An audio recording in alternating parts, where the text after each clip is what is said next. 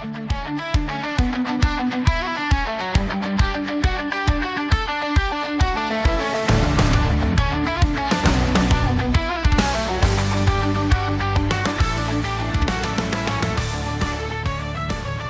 and welcome to From the Heart of the City, a podcast. I'm Kevin George, Dean of St. Paul's Cathedral here in London, Ontario. Every week on this podcast, we welcome authors, theologians, pastors, community leaders, people from around town here for conversations about faith, about justice, about community, and the ways that the gospel continues to shape our life in places that we call home. In fact, many of the conversations that we have here are really rooted in radical hospitality. From the heart of our city comes some of life's most pressing questions. But also, I think, being down here in downtown London, I see some of its greatest signs of hope as well. My hope is that these conversations that we have will encourage, inspire, and perhaps even stretch us to a way of being which will make our communities even better. So, today I'm delighted to invite yet another Kevin Nye, onto the podcast. Kevin has spent years walking alongside people experiencing homelessness. He has helped churches think more deeply about what faithful ministry looks like in the midst of a housing crisis. It's been his life's work. His new book is called Hope for the Mission. It is both thoughtful and it's deeply practical. It weaves together history, theology, research, and lived experience to ask what it means for the church to be a genuine and a caring neighbor. As I read the book, I was really struck by the way that Kevin invites us to see housing not simply as a social issue, but really as a profoundly theological one. It really gets to the heart of what we believe about the image of God and how people are made in it, and how do we treat one another. He reminds us that hospitality and dignity and belonging and home have always been central themes in the biblical story, central themes for the church. So for churches seeking to serve their communities well, this is a timely and an important conversation. And here in London, it is an election year, and so we're beginning to hear lots from candidates for mayor and candidates for the council seats about this homelessness crisis and how they're going to solve it. But what we do know is that it's not solved easily, and it's not solved without an investment in people and the understanding of another person's dignity, their worth, and the value of their lives, and that their lives are as valuable as anybody else's. So I'm hoping that the conversation we have today will be for us an opportunity to elevate the kind of questions that we might ask of the candidates who come to our doors, the people who want our votes. Let's speak to them from a theological perspective. And Kevin Nye's book, Hope for the Mission, can certainly help us with that. So Kevin is going to be here and waiting. Let's let him into the Zoom room and begin our conversation. And we are excited to welcome to the podcast Kevin Nye. Welcome. It's great to have you with us. Great to be here. Thanks for having me. Yeah, awesome. Last time we connected was Vickers Crossing, myself and my buddy Rob, and you were not long moved up to Minneapolis. Yep. Still there? I am still there, yeah. Love it here. Awesome. And tell folks what you're up to there. Yep. So I like to say it by day, I work as a housing director at a youth serving agency, 18 to 24-year-olds who are experiencing homelessness. And by night, I do advocacy. That's where I do all my writing and my organizing with faith communities. Awesome. And you do it very well. So Kevin's got a new book out. The last time he was here, we were talking about ending homelessness. And this time we have Hope for the Mission, getting it right in the call to end homelessness. Awesome book, as all your writing is. So thank you for coming on to talk about this today. So there's so much here that I could go into, but let's just dive into a few things. Kevin, very early in the book, you draw a sharp distinction between what you call the traditional gospel rescue mission and what you see as a more holistic vision of mission. You argue that churches have often prioritized spiritual transformation over housing, and in some cases, when we've seen this, made services contingent on some religious participation, like showing up to chapel or needing to be there and so on. Why do you think we've separated the physical and the spiritual when Jesus so clearly in the scriptures held them together. Oh gosh, that one runs deep. Yeah. You know, in the you could trace that back to Greek philosophy. You could Mhm. trace that back any number of ways. In the book, mostly what I trace is sort of how we relate to um, wealth Right. as the church in the West, and where at the same time that you know poverty started to become very mobile in the Hmm. United States is around the same time that the prosperity gospel Right. emerged Right. as a force to be reckoned with, that Hmm. equates wealth with spiritual favor and poverty with spiritual punishment. Hmm. Um, and I think that is the scene onto which the Gospel Rescue Mission came, and so much theology and practice was formed about how we deal with poverty. But gosh, in terms of separating the physical and the spiritual, I think that's been a long time Yeah. coming. I mean, Yeah. um, I think it's uh, really deeply tied to colonialism as That's well, right. right? Yeah. Like our ability to uh, for example, in America, to enslave somebody in the Yeah. name of Christ, Hmm. right, Yeah. requires us to really separate Hmm. how we deal with people physically versus how we conceive of them spiritually, right? Yeah. So there's a much larger reckoning Yeah. outside of what we talk about with homelessness Yeah. with that topic. But it certainly, I mean, it surprises me always in a way, and then it doesn't because of all those things that you just said. But I feel like we've reached a stage in our evolution, or at least I hope we have, where we'd be able to see these things more clearly, in terms of people's worth and the value and the dignity of every human being. But we continue to seem to fall back on these old habits and beliefs Yeah. that, and it's tragic. Um, you At St. Paul's Cathedral here, we've been asking questions about our property, our buildings, our land, and our resources. And this goes to this colonial piece in a way too, because we're in Canada, we're on stolen land. I mean, there's Yeah. all of that, and but we're thinking about how those resources that we now have can become, and our diocese is doing this too. A lot of conversations about how our property, our resources can become instruments of hospitality rather Hmm. than simply things that we need to maintain or hold on to. Your book suggests that church shouldn't think of property as something to protect, but as something to place in service of God's mission. Has the church sometimes confused stewardship with preservation? We talk stewardship and we think it's all about keeping the whole structure going, and Yeah. preserving ourselves, but we have this resource which we can make available. Right.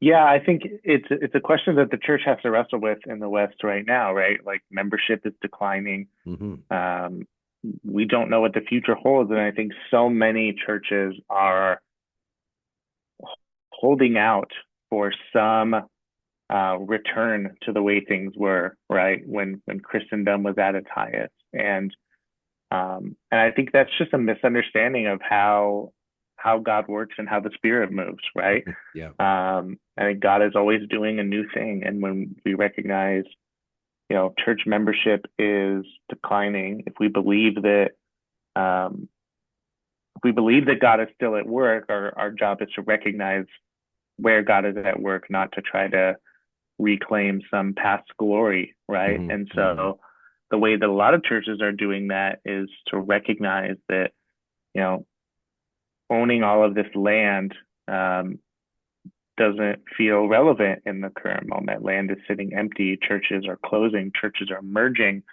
or churches just don't need the same amount of square footage that they used to. They don't need all these ancillary buildings or um, yeah, undeveloped land that they had, or parking lots Yeah. that they owned, right? And so, what could God be doing with that property, right?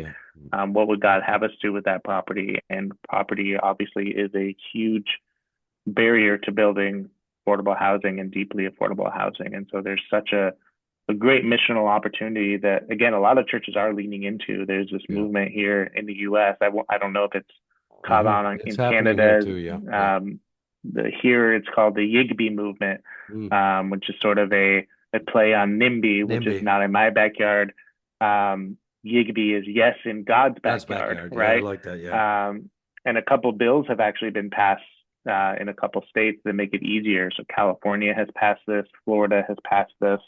And you talk about two very different Florida. states. Yeah, right. Um, and then lots of counties, cities have passed similar things that essentially make it easier for zoning and land use um, on church-owned property to kind of bypass what would normally be very restrictive Yeah. zoning codes and regulations. And really, the basis of these bills is religious freedom, Yeah. right? That Yeah. churches are saying um, our religion calls us to serve the poor. Yeah. This is our property. This is how we're using it and exercising that religious freedom. And that's how these have been stood up, which is interesting in how it can land in a place like California and Florida, where California, you get the more progressive, like we need to build housing. In Yeah. Florida, you get the more conservative, like Yeah. religious freedom. And Yeah. it kind of crosses over both of those in an Yeah. interesting way. That is interesting. And there are ways in which that dovetails a bit here in Canada. Like right now, in the last few years, sort of post-COVID especially, and the federal government here stood up a number of programs where for builders, for developers and landowners, where loans and guaranteed grants and so on could be accessed. And here at St. Paul's, we took part in one of those where 8-story office building, which was sitting empty, vacant, which is land lease from us. The owner of that building, Sifton Properties, agreed to basically donate the building to a group called Homes Unlimited, which works in affordable housing. And then we had to restructure the lease for the next 60 years in order and take a fairly substantial haircut on that in order to make the money work, because the developer is not going to build it for nothing. But to be Right. able Of course. to make it work. And so they're just now, as we speak, filling up these 100 units with, and 65 of them are affordable, which is not deeply Mm. affordable, but it is 70% of market, which is helping something. And so what we've Yeah. seen with homes and with Sifton, with this project we have here, is that if we're willing to open our minds, and that's just a smaller example, and even the property, the church proper. One of the things we did since I've been here, Kevin, is we took out all the pews. This place had seating for about 800 people in benches. So it sat pretty much stationary like that most of the week. We see 100 people at worship maybe, and they'd sit all over. So it was a bad worship experience to start with. So it was like, let's get rid of Yeah. that so we can be together. But also, what can we do with this space if it wasn't encumbered with wood?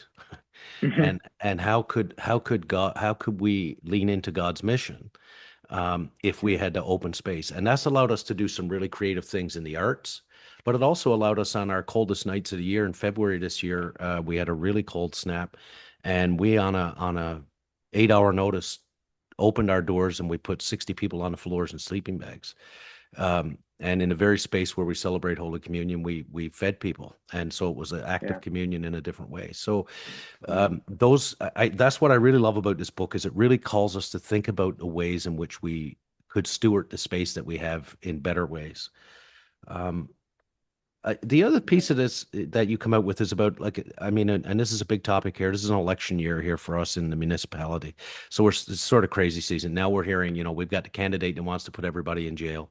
We've got the candidate who wants to tell us how much he's done in the last few years for housing, but anyway, he's taken some wins. That's okay. Um, Mhm. but housing first is not just public policy, at least not, I don't think it is for me. I know it's not for you from what I read. It's a theological conviction, right? Yeah. So, I mean, before we ask someone to believe or behave or belong, we must first affirm that they are made in the image of God and deserve the dignity and stability of a home. Could you say more about that? Because I think that that's at the root of everything we do. Absolutely. Yeah. And housing first has become politically toxic almost in recent years. And I could talk all day about what it looks like to actually implement housing first, and Hmm. is there's a conversation to be had about like states and counties who have said we are doing housing first, but they're not really, and that Right. kind of tarnishes the name of it, right? Yeah. But ultimately, like housing first is very simple. It's instead of expecting you to get your life together in order to earn or achieve housing, Hmm. we lead with housing that gives you the springboard to get your life together, That's right. right? Yeah. And that's very like kind of crude terms, but that's how it is. And it's interesting that I've been reflecting on this a lot. And I'm probably going to be writing a piece about this soon. That like housing first just makes sense, and we practice it in so many other ways, right? Hmm. If you get a job in a new city, the first most important thing you do is I gotta know where I'm living, right? Yeah, that's right. Um, and if like this is the reason that universities build student housing, right? Because you can't expect students to show up to class every day if they don't have somewhere to live. Right. We see even like hospitals nowadays are starting to build housing for their employees or for respite care because they Yeah, know people are going to keep coming back with the same conditions that's right. if they don't have a safe place for respite. Yeah. But right, I heard a speaker one time at a conference ask, the group, if you were stranded on a desert island, what's the first thing you would do? And most people would say you build a shelter, Built a right? shelter. Because Yeah. you might go hunting for berries, you might be gathering your belongings, but where are you going to put it all? Like where is your safe Hmm. resting space? Hmm. Um, like it, and I spoke with somebody who does refugee resettlement, right? First and most important thing you do is secure housing. It just makes sense, Hmm. right? But what gets in the way, and the only reason we don't do it when it comes to homelessness, is because we've convinced ourselves that they don't deserve it, Yeah. right? Yeah. And so if we overcome that, Hmm. then housing first just absolutely lines up with best practices and the smartest, most efficient thing to do. Uh, but there's so much work put into making us believe that people experience homelessness because something's wrong with them. Yeah. And that's where most programs that don't practice housing first start with is they start with a suspicion. They start with Yeah. a presupposition that Yeah. this person needs to change before they can become one of us, Yeah. right? Yeah. And for faith-based organizations, that often includes, but is not limited to, a Hmm. spiritual change. Yeah. Yeah.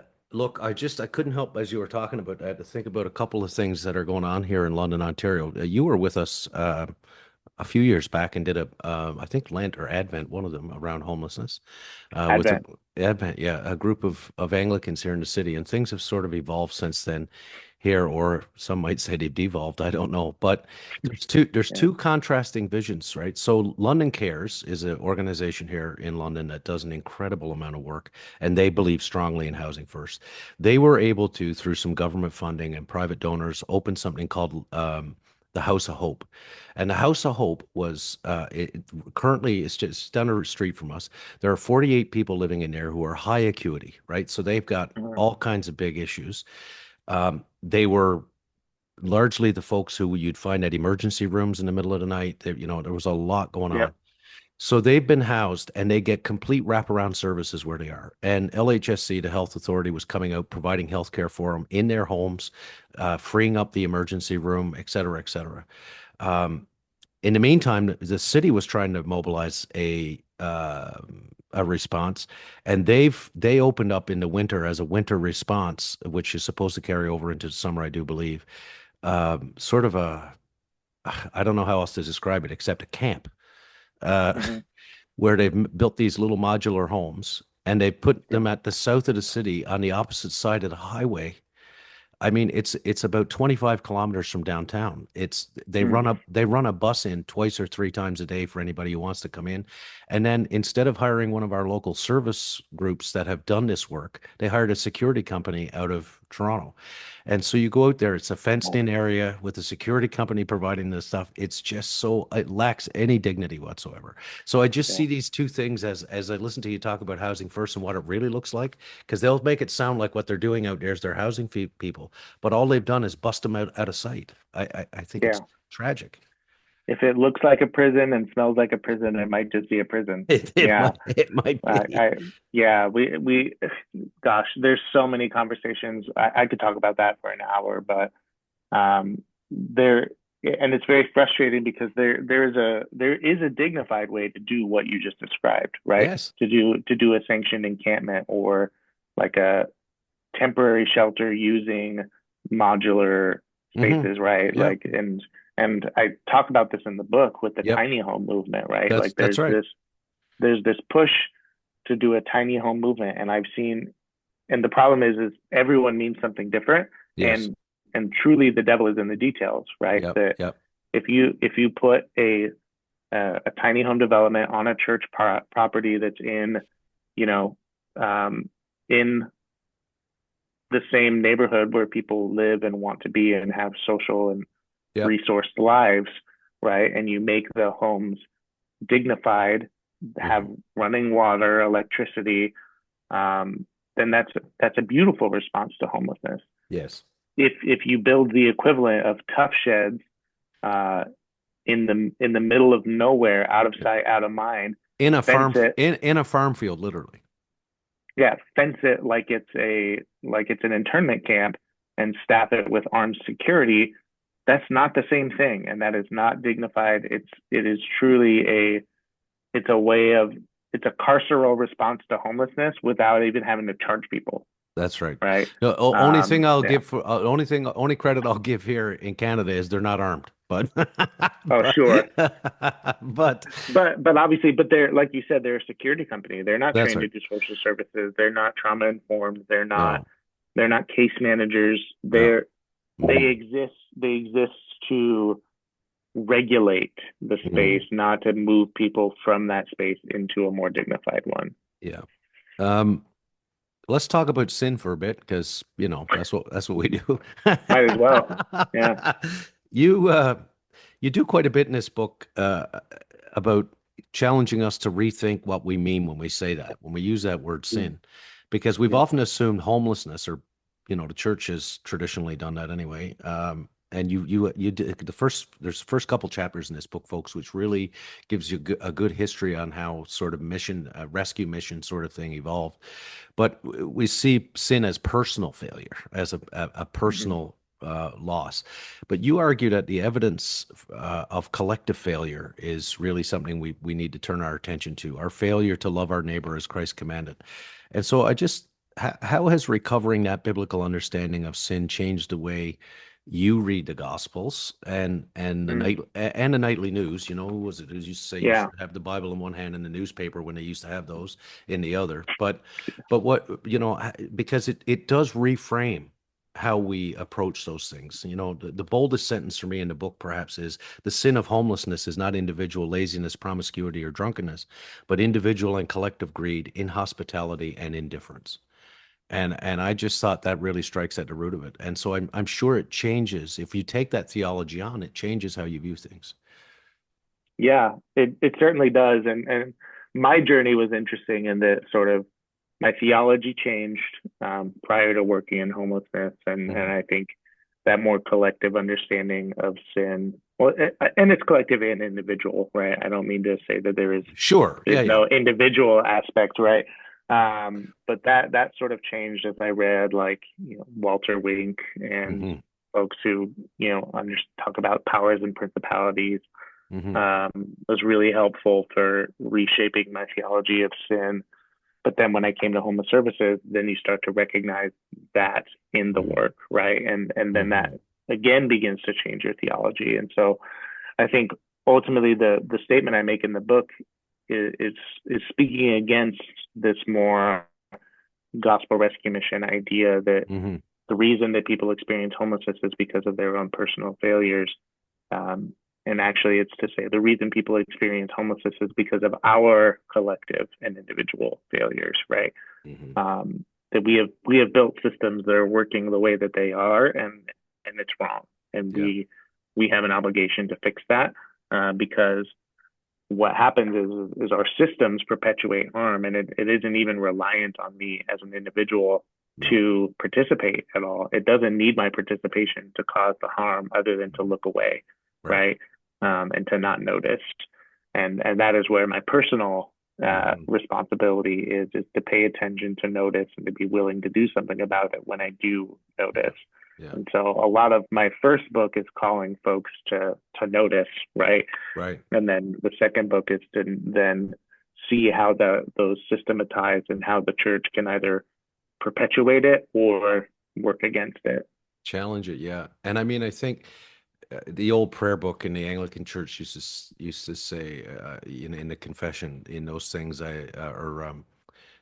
things I've done and things I've failed to do, things I've done Yep. and things I've left undone. Pardon me, Yes. is what it Yep. says. And when I drive down here every morning, and if I'm out on the streets walking here every day, you walk past all of this, right? And people become desensitized, they look away. Mhm. And I think that what I'm learning in my time down here is, and you've noted this in the book, is there's such a large systemic problem, and the wealthy they hold all the cards in this, Yeah. and they have a vested interest in things remaining the way they are. And so we can have in our Hmm. city, in London, huge investment into the police and sort of a quasi-military complex sort of ideology. Yeah. Um, and you've got developers who are gaining millions and millions of dollars on vacant properties in the downtown core, who are allowed to let uh, buildings sit vacant for some of these buildings down here for a decade. Um, Yep. and it's rotting the core of our city. But more importantly, it's we've made a whole group of people expendable. And Yep. and what we're saying is those lives don't matter. you Yep. know, and I wrote a piece when I started my Substack that said letting people die is bad public policy. And that's what it feels Yeah. like here in London at times. It's like when you make a decision where you can withdraw $1.37 million, which is a rounding error on the provincial budget, from an organization that has 48 people living now in a place with full wraparound services that are now housed because of what? Because of ideology. It goes back to this thing Yeah. about, well, that it's their own fault. Um, and in the meantime, what that means for us at St. Paul's is we see more and more overdoses right here on site. We had to reverse one here just a couple weeks ago with naloxone, right in our vestibule out here. And so Mm. it's become a problem. And we had Safe Injection Site lost their funding, right? So there's Yep. this sort of neoconservative movement about morality, which is not helping us at all. And so when we talk about sinfulness, I think it's an egregious sin to see the wealthiest become that much wealthier at the expense of lives of people who are dying. And for in this city, it means 70 or 80 people a year.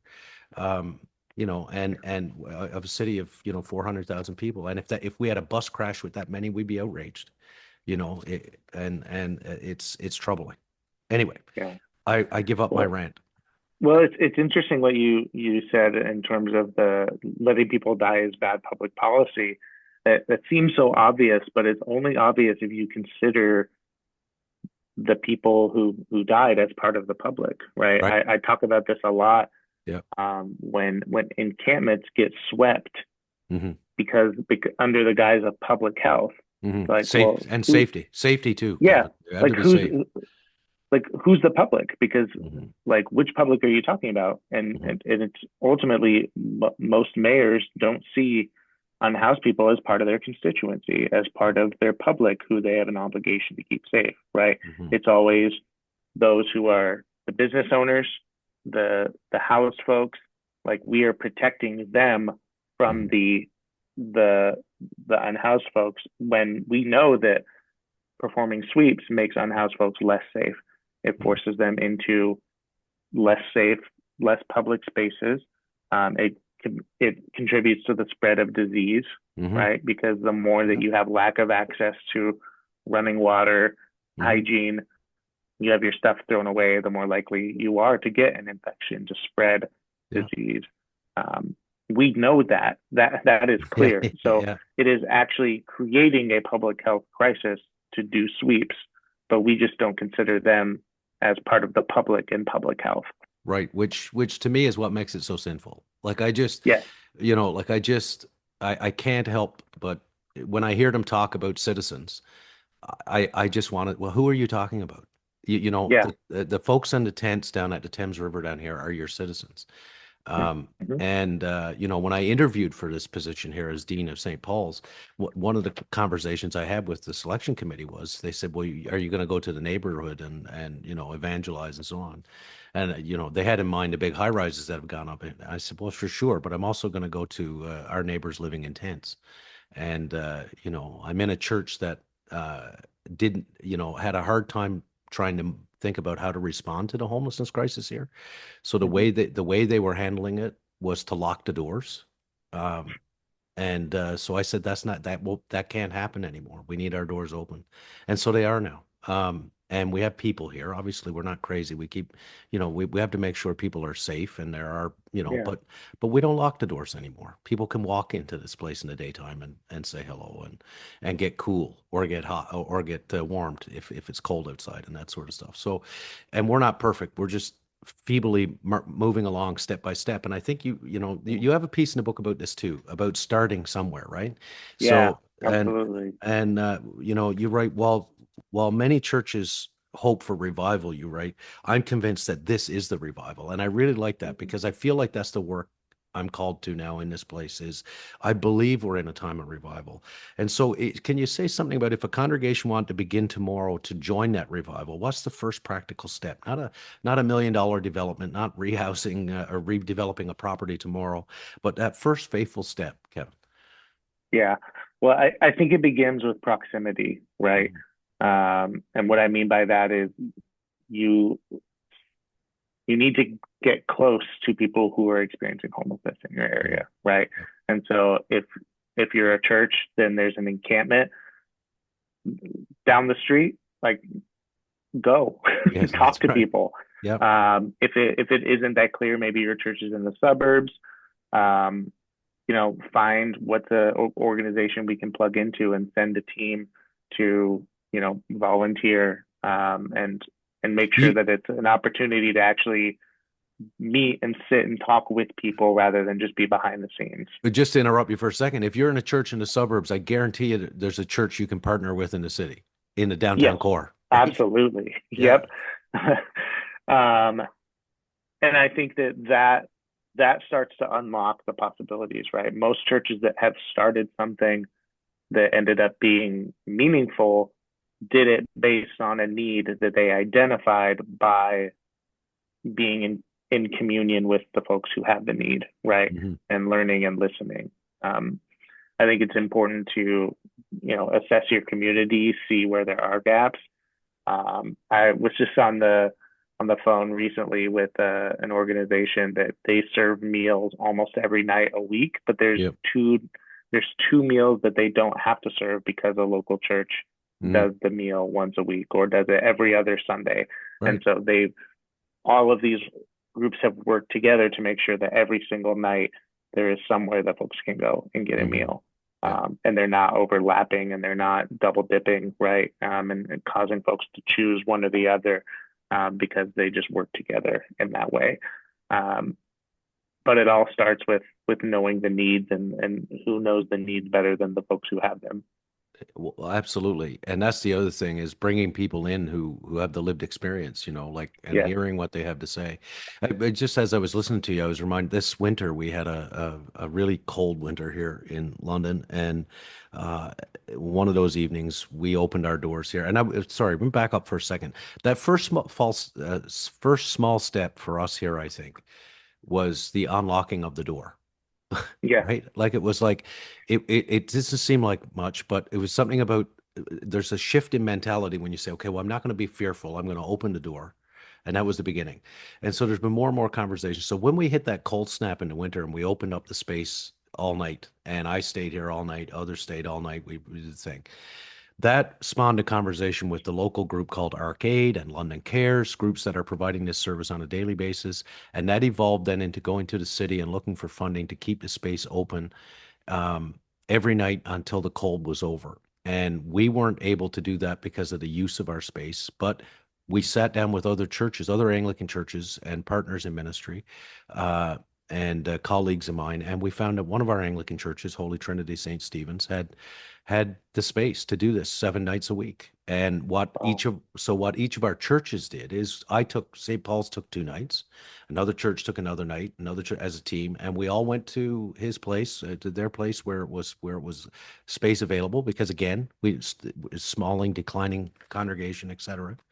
Um, and it was done with the local service agencies that are doing this work. It was a great example of how we can actually mobilize ourselves by making just one small step, right? yes, And the city stepped up and put $250,000 behind it so that we could keep the space open. And so they provided the security. They provided, the funding for that allowed us to be able to do what we needed to do to make sure the church could pay for having the space open, as well as the rest of it. But everybody working together, man, it did a lot.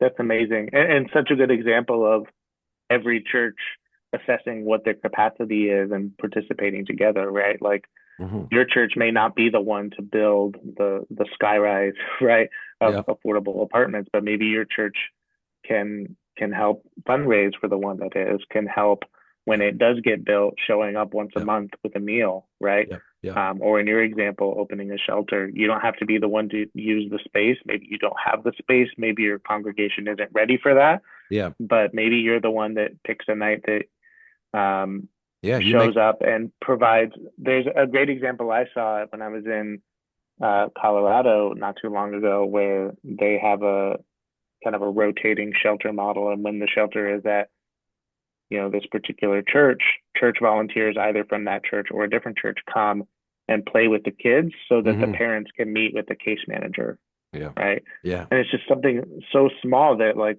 all one church had to be willing to do was send a couple people to play with kids, and but it has a function within a system that's been created but with in partnership that allows parents and families to move out of homelessness. 100%. And it's that laying one brick at a time that you write about in the book, right? Because it's Yeah, one sermon, it's one meeting, it's one conversation, it's one pot of mm-hmm. soup that goes out to Holy Trinity St. Stephen's from some church across the way or whatever. But it's Yeah. it's all laying a foundation. Look, we could, as you said, we could go on all day. But let me ask you this: when readers finish with Hope for the Mission, what do you hope they might look at the next morning as a way to sort of, okay, this is what I'm going to do different, or this is what do they take away?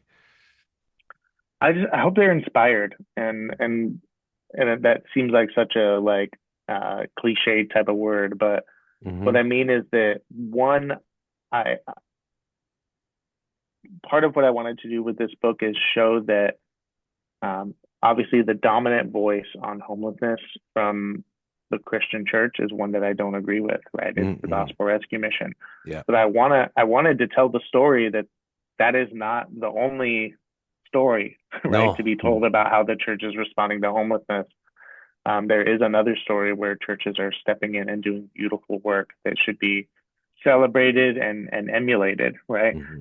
Um, so I hope that one, it just helps uh, people of faith who do care about this know that the church isn't a monolith and that it's not only the bad guy in the story, right? Right. Right. Yeah. Um, but then the other part of the inspiration is to see all of the different options I lay out in the book. The book is Yes. really about storytelling of Yep. all different types of churches and people of faith who have done different things, Yep. and to recognize that there are so many different ways to step into this work, big and small, gradual, and so it can be seen as one a menu of options Yes. for a church to Yeah. say, oh, like we really resonated with that story, we want to do that, or we can't use our building, but we do have a parking lot, so I really Right. like that safe parking thing that you talked about. Right. Um, or to say um, the menu of options is something we can pick and choose from. It's like, well, we really liked that story. We Hmm. can't do it exactly like that, but we liked this thing from the other story that we can grab that and use that and then add our own thing to it. And now we have our own new thing that matches our context, Well, right? So, yeah, that's that inspiration, right? So, and I should say, I yeah, mean, I didn't dive into all these because I want people to buy the book and read it. But Kevin has a ton of examples in here of communities that have done some really creative things. One of the ones that sort of jumped out at me that I really liked was the group that that once they met resistance, and then the resistance became so vocal that the rest of the faith communities, originally the Christians, but ultimately others, stood behind them and said, "No, this is what we want, right?" Like it's and so Yeah. all the NIMBYism got met with a collective religious response that said no, Yeah. and so like that certainly wasn't what they were expecting. That was a bit Plymouth Church, I think, right? Yes. Yeah. Yeah, That became Beacon Interfaith Housing Collaborative. Yeah. yeah, amazing. Yeah. And I think to the point that we've kind of been coming back to is that um, churches are finding new life in Hmm. this. And to the quote that you had earlier, that like this is the revival, right? Yes. That well, there's a couple stories where it is very literal that a church was going to die Hmm. and decided to lean into housing, and now the church has new life, That's right? right. Churches are finding um, I think churches that lean into what God is doing are seeing a revival. And so there's this idea that, oh, the church in America, or Hmm. I should In say in the Canada. West, Yeah. the church in the West is dying. I think that a particular way of doing church is dying, right? But Yes. as as Christians, we believe that things can die and resurrect, right? That's And right. so and there is a way of dying that leans into what God is doing that allows us to participate in resurrection. And I think Yeah. it requires sacrifice, it requires proximity to our marginalized neighbors. And I think the churches that are going to quote unquote survive whatever this is that's happening in the West are the churches that are going to be joining what God is doing rather than the churches who are stuck in an old way of Yeah. doing church, and they're going to go down with their buildings, Yeah. right? Well, that's right. Um, And yeah, listen, we'll hear people say it. I mean, when we made the changes here, we had people leave, when we took the pews out, et cetera, et cetera. And, you've turned it into a mosque, one of them said to me not long ago. And wow, I said, thank you very much. I'm hoping we're going to start praying 5 times a day. Um, but you just said the key phrase to me, which is joining God in the work that God is doing. So I keep telling people this, that God is already at work in the neighborhood. yeah, And we need to be discerning what that is and join it. And I can't remember the name of the book. I think it might have been an Alan Roxburgh book, but he tells a story of his grandmother who was a great knitter, and how he would sit and watch her. And he watched her one time, and she had the sweater almost complete, and then she just began unraveling the whole thing. And he was like, "What are you doing?" And she said, "Well, it's not right. It's not what it's supposed to be." So she took it all apart. And then he uses that as a metaphor to talk about how God is unraveling those things that mm, are just not meant to be.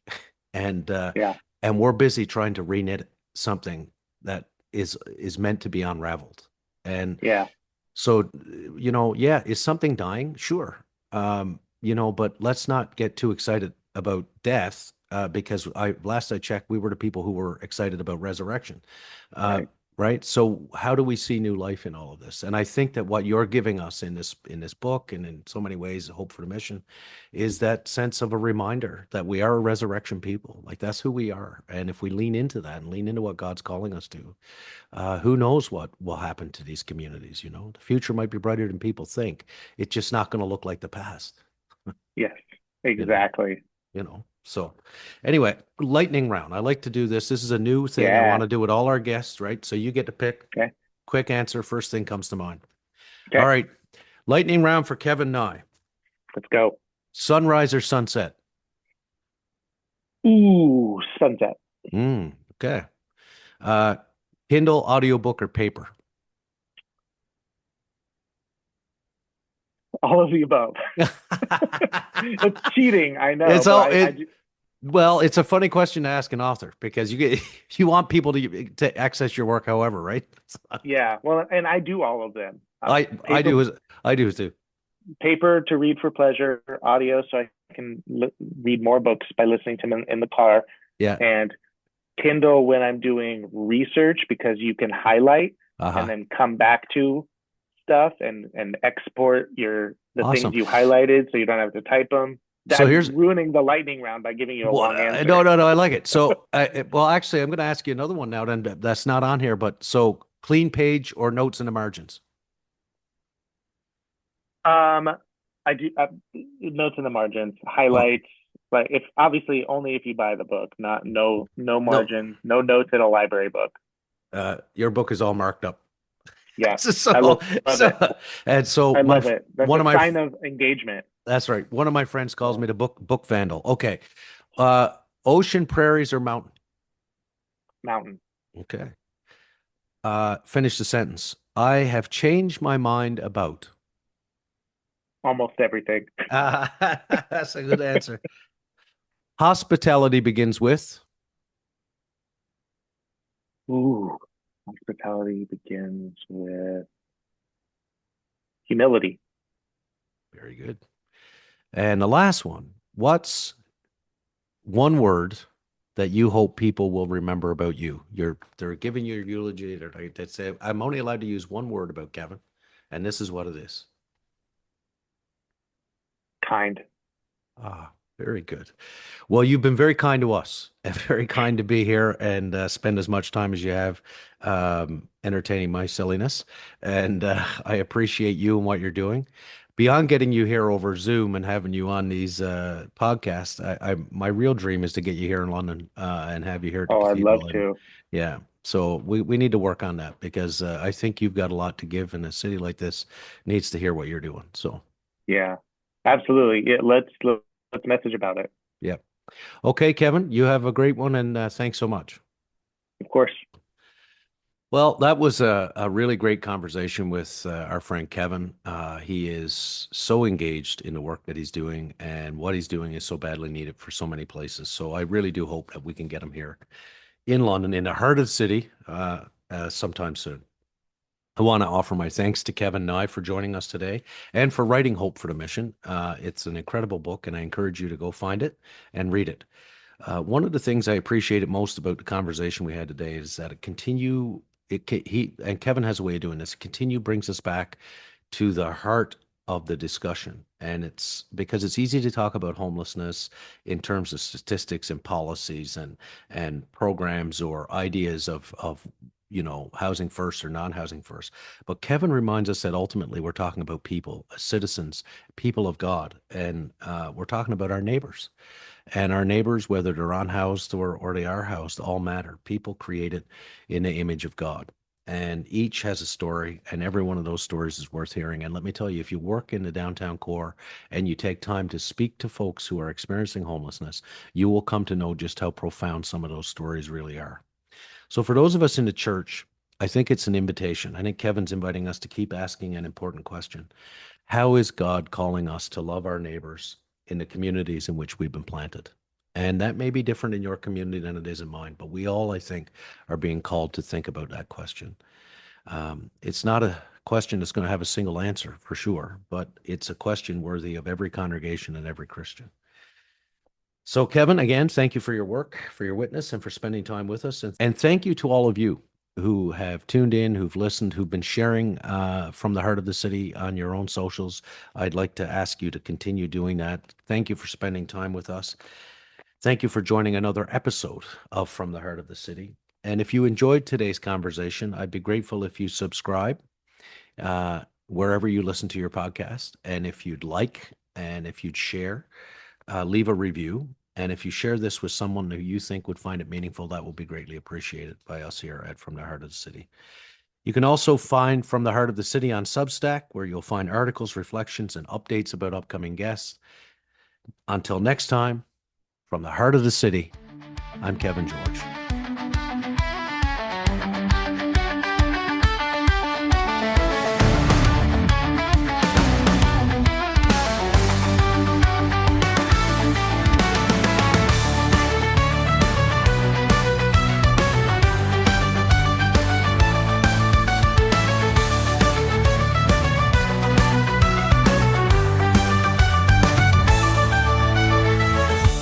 The hearth is warm, the ale is poured.